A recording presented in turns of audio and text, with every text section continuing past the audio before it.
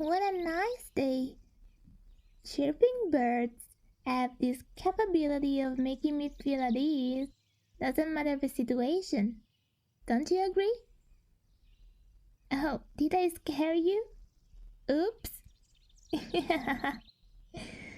I thought you noticed me already.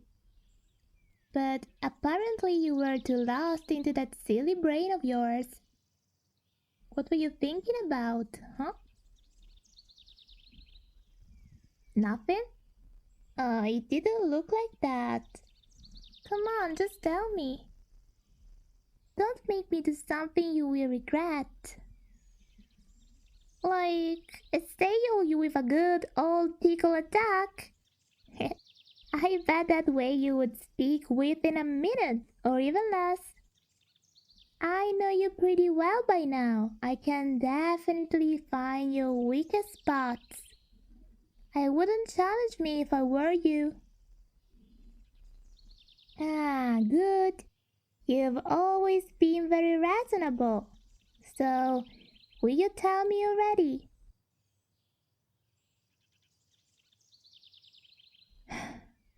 Why are you still thinking about that? As I said numerous times before, there isn't a particular reason as to why I chose to bring you here. You're so stubborn, I swear. Why can't you just accept the answers I give you? You're making everything more and more complicated. What? No, I'm not hungry. I'm just...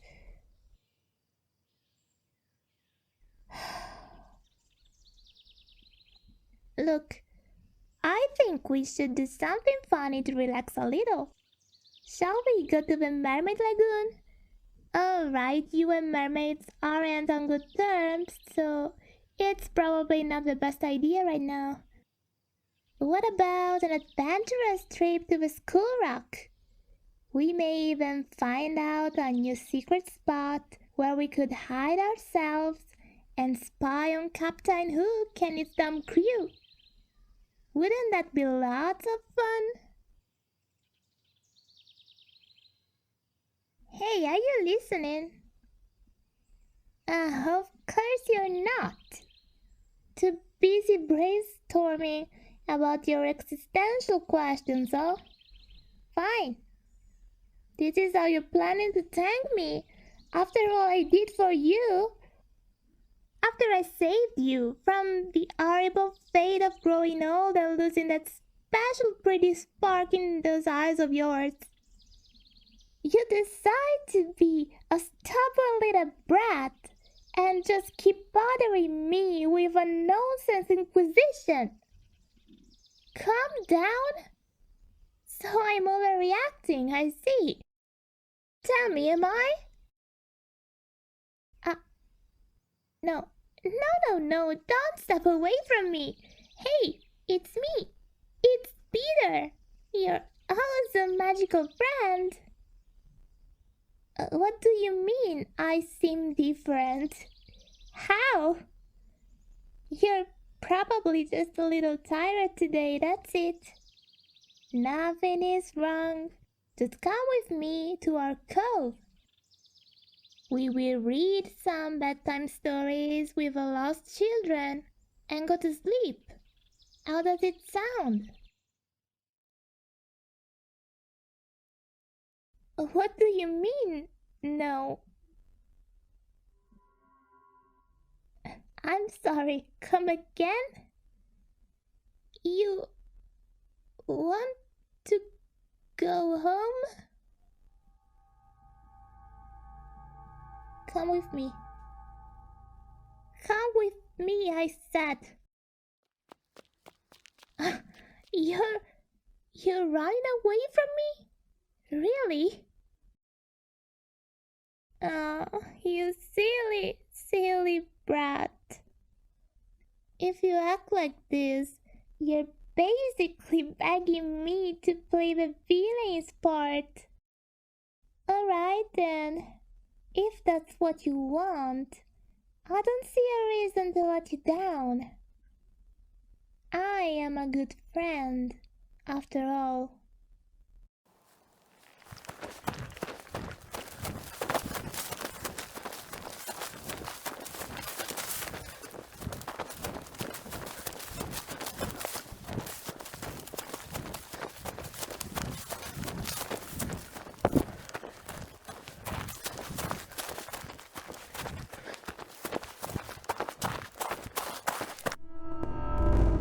Hello again, dear. I'm terribly sorry, but you're not too skilled at this game, you know? Finding you was a piece of cake. Hide and seek is supposed to be funny for both the players, but apparently you're the only one here who's enjoying it. So, for good measure, I think it's only fair that now I get to choose the game. How about my favorite one? Let's play Peter Says. Oh, you don't seem too eager to play with me. I wonder why. You had no objections the other day when we were in the middle of it. Yes, maybe the fact that I asked Janice, that cute, innocent 5-year-old, to climb the highest tree in the forest just to see her panic a little made you upset for a moment. But still, you didn't say much to make me change my mind, did you? Janice's hands were trembling while she was reaching for the trunk of a tree in search of any kind of prominence to hold in between her pale fingers. I saw her pleading eyes searching for help. They even met yours for a brief moment. But what did you do then? Look at me when I'm talking to you. I said look at me. Now that's better. You don't even have the guts to keep your gaze on me anymore. Coward. Answer my question. What did you do? Exactly, nothing. You lowered your head, ignored Janice, just because I insisted on it being just for fun. A joyful little game that could never hurt her or anyone else. You decided to neglect the umpteenth red flag because it was the easiest way to proceed. You didn't want to see, so you closed your eyes. That's the moment I understood. I understood that you're the right one. Oh, it took me so much time to find you. I can't even remember when I started with this meticulous, seemingly endless hunting trip in order to track down the perfect person to be, well, my right hand, my second in command, my faithful sidekick, or my best friend, you choose. You can't even imagine.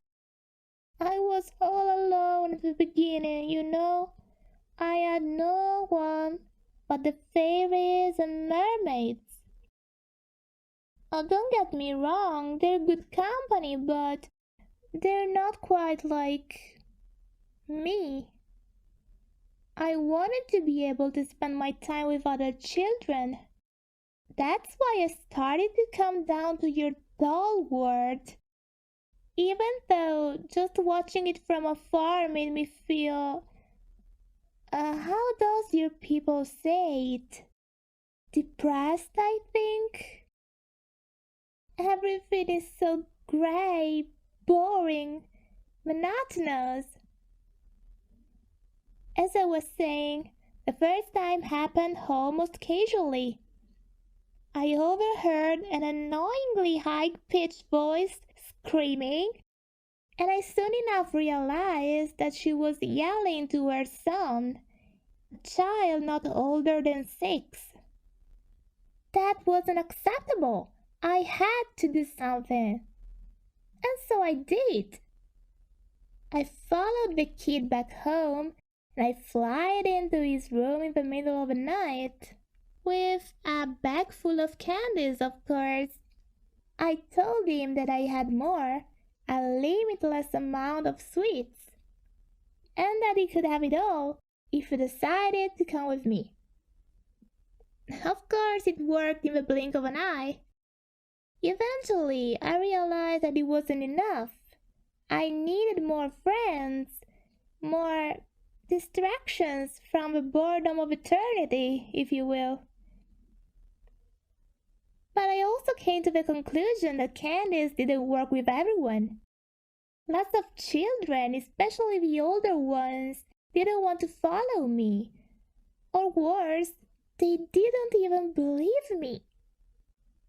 But experience helps a lot. I learned how to change my behavior in order to match every kid's deepest need or desire. A new toy, a new family, a cool ship, magic, the absence of school or work. In no time, I had my crew, my lost boys. But then again, you could say I got a little greedy, I suppose. It was nice having a group of children that always demonstrated such a blind loyalty to me. But it was sad sometimes being the only leader around. Of course, I didn't want anyone to try and overthrow me.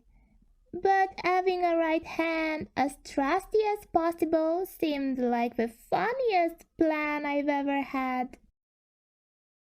I was sick of plotting with Tinkerbell. All she does is nod and make that tinkling noise. So irritating. I wanted a child, someone smart enough to help me, but also silly enough to do it unknowingly. Or even better, careless enough to be proud and honored of taking part in innocuous pranks. But it was so hard. I looked in every continent, every country, almost every single city. I tried to take away so many children, but none of that was the right one. Some started crying guilty tears in the middle of a mission. Others wanted to go back home just a few days after their arrival to Neverland. A group of them even had the audacity to attempt and talk my crew into revolting against me. How dumb of them. How dumb and oh so very wrong. You surely understand why I had to get rid of them. Huh? What was that? You want to know what I mean? Oh, don't worry about that. You're about to find out. Nope. You don't get to run away again. Oh, don't struggle. I will only tighten the grip on your arm. That's fine, dear. This time you can actually scream at the top of your lungs. No one will save you anyways. This is my island. Everything here, whether it breathes or not, belongs to me and only me. You too. You were mine even before you came to Neverland, though. I've been looking over you for so much time, waiting patiently for you to be finally ready. What do I mean?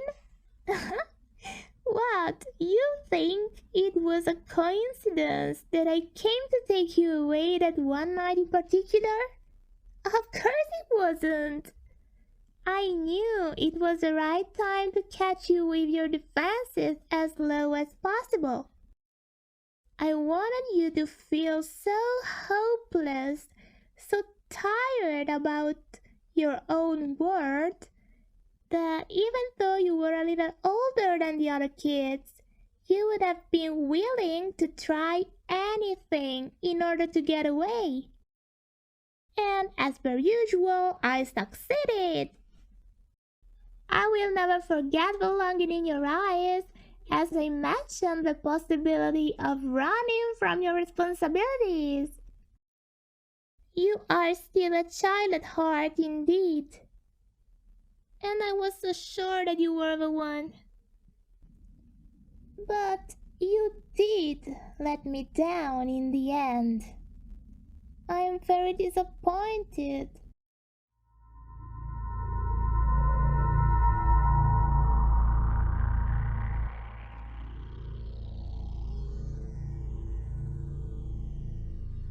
Here we are, the Skull Rock. How lovely and potentially mortal this place is. One of my favorite spots in the whole highland. So, how should I extirpate you, my little flower? Would it be better to drown you and abandon your body into the depths of this immaculate sea?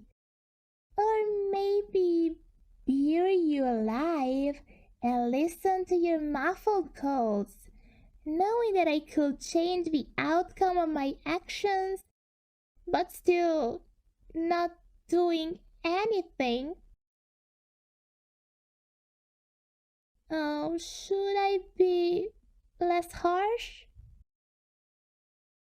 You have been good up until now, so I guess it would be fair of me to put you out of your misery fast enough. Shall I just stab your young, pounding heart? Oh, this has to be the hardest decision of my life. I hate thinking too much about things. It makes my head hurt. Fine then. You must know that a part of me is extremely sorry for this. When I said that I meant no harm to you, I was being sincere. But you really left me no choice. Goodbye, dear.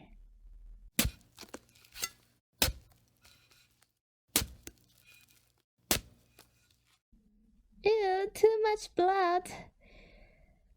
Next time I'm going to drown them. Speaking of which, what was the next name on my list? Ah, yes. Wendy, darling.